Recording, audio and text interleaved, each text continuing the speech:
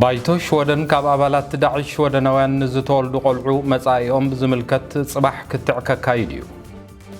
أبابيات تمرتي زلو حزرة أكواونا بزحنت مالت سجريجيشن مخوانو يحبر سلام كبرى تخطلتي مدبنا خميلكم كانيكم نلومي زتدالو زيناتات عيزلكم قريبا لخو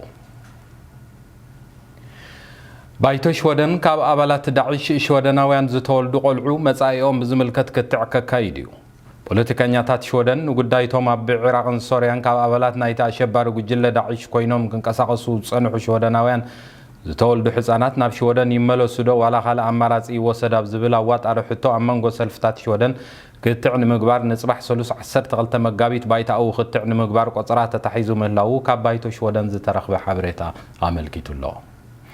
መራሕ መንግስት ስቴፋን ሎቬና ቀደም ኣቢሉ ዜጋታት ሾደን ብምኽንያቱን መበገሲኡም ዘየገድስ ኣብ ጎኒ ዳዕሽ ተሰሊፎም ክንቀሳቀሱ ጸንሑ ሰባት ሾደን ቆንስላዊ ኣገልግሎት ከም ዘይትህቦም ኣነጺሩ እዩ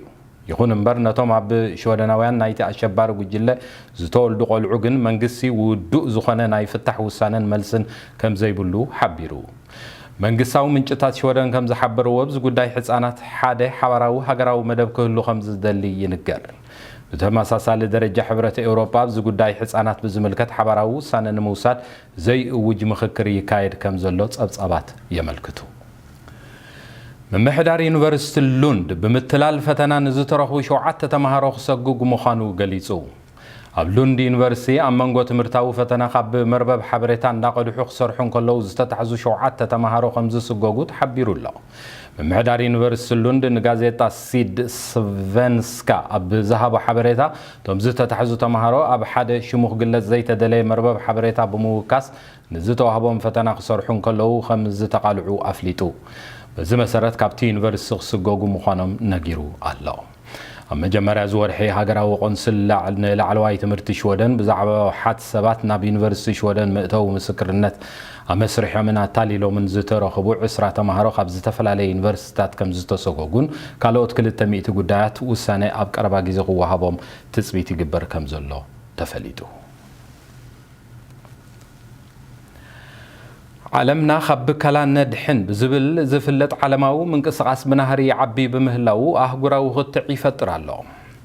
እታ ብጓል 16 ዓመት ሾደናዊት ግሬታ ቱርንባሪ ተጀሚሩ ቅልጡፍ ዕቤት ዘርኣየ ዓለምና ኣብ ብከላ ነድሕን ዝተባህለ ምንቅስቃስ አንጻር ከባቢያዊ ብከላ ዓቢ ዓለም ለኻዊ ተቐባልነት ብምርካብ ኣብ ፖለቲካዊ መድረኽ ዓለምን ኣህጉርን ዓቢ ክትዕ ከም ዝፈጠረ ተፈሊጡ ኣብዚ ቀዳመ ሰንበት ንመሃዚት ሓሳብቲ ምንቅስቃስ ዝኾነት መንእሰይ ግሬታ ምርኩስ ገይሩ ንንባብ ዝበቕዐ ጸብጻብ ዳግንስ ኔሄተር ከም ዝሓበሮ እታ መንእሰይ ገና ካብ 11 ዓመት ዕድሚኣ እንከላ ዝተረዳእ ከባቢያዊ ብከላ ኣብ ሂወታን ኣብ ሂወት ዝረኣና የነባብራ ለውጢ ብምክያድ ነዚ ሕጂ ኣብ መላእ ዓለም ተቐባልነት ረኺቡ ዘሎ ብዘይ መመኽነይታ ዓለምና ካብ ብከላ ነድሕን ዝብል ህዝባዊ ምንቅስቃስ ከም ዘበገሰት ተፈሊጡ በዚ መሰረት ዝመጽኡ ዘሎ 45 መጋቢት እንኮላይ ካብ ትምህርቶም በኺሮም ንመጻኢኦም ዝማጎቱ መንእሰያት ተማሃሮን ካልኦት ዝሳተፉን ኣብ 750 ቦታታት ናይ 72 ሃገራት ዓለምና ዝግበር ሰላማዊ ሰልፊ ከም ዝኸውን ክፍለጥ ተኻኢሉሎ ይኹን እምበር ካብ ዝተፈላለዩ ሃገራት ፖለቲከኛታት እታ መንእሰይ ተማሃሮ ካብ ትምህርቲ በኺሮም ኣብ ሰላማዊ ሰልፊ ክሳተፉ ንእትገብሮ ጎስጓስ ብብርቱዕ ነቒፎም ከም ዘለውን ንሳግነት ነቐፌታ ከም ትነጽጎ ኣተሓሳሲባ ኣላ ኣብ ኣብያተ ትምህርቲ ሾደን ዘሎ ሕጽረት ኣከናውና ብዙሕነትን ምደባን ማለት ሰግሬጌሽን ክብ ዝበለ ምዃኑ ክፍለጥ ተኻኢሉሎ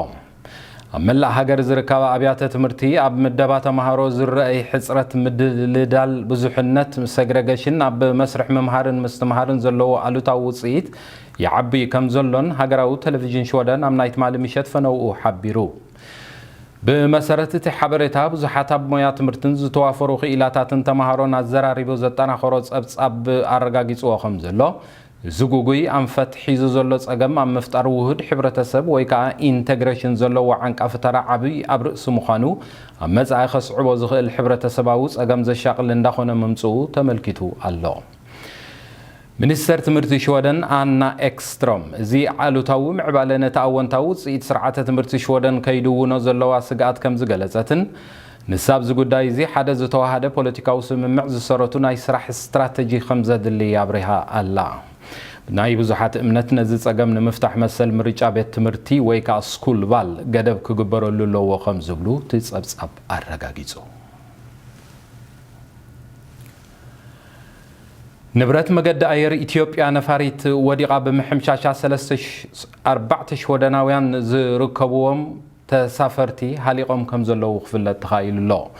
ቦይንግ ዝዓይነታ ንብረት መገዲ አየር ኢትዮጵያ ዝኾነት ነፋሪት ትማሊ ንጉሆ ካብ አዲስ አበባ ብምብጋስ 6 ደቂቃ ኣብ በረራ ጸኒሓ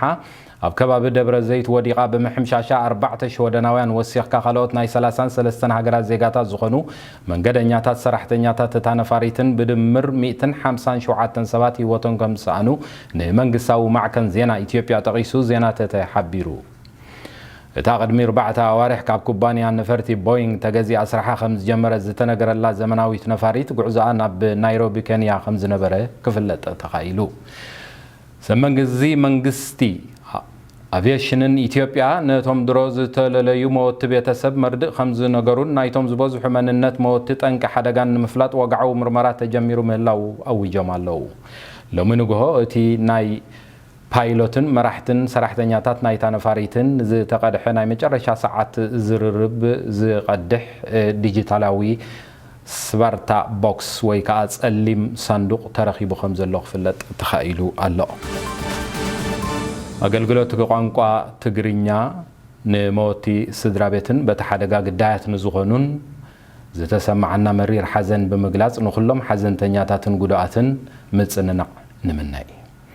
ክቡራት ተኸታተልቲ መደብና ንሎሚ ዝተዳለዉ ዜናታት ዞም ስጋብ ሕጂ ክትከታተልዎም ዝጽናሕኩም እዮም ንኹነታት ኣየር ብዝምልከት ክፍሊ ሜትሮሎጂ ናብ ስቱድዮና ዝለኣኾ ናባኹም ከቡለየ ሰናይ ምክትታል